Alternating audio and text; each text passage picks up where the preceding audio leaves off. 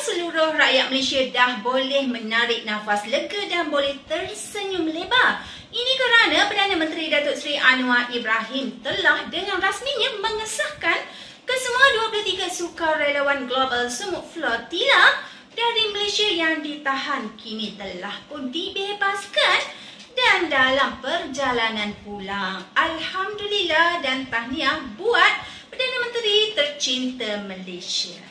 Perdana Menteri Datuk Seri Anwar Ibrahim mengesahkan kesemua 23 sukarelawan Global Sumut Flotilla dari Malaysia yang ditahan rejim Israel telah dibebaskan dan kini dalam perjalanan pulang. Menurut Anwar, kumpulan berkenaan sedang dibawa ke lapangan terbang antarabangsa Ramon di selatan Israel sebelum menaiki pesawat ke Istanbul, Turki. Mereka akan berada di Istanbul mungkin 1,5 atau 2 hari sebelum pulang ke Kuala Lumpur, katanya.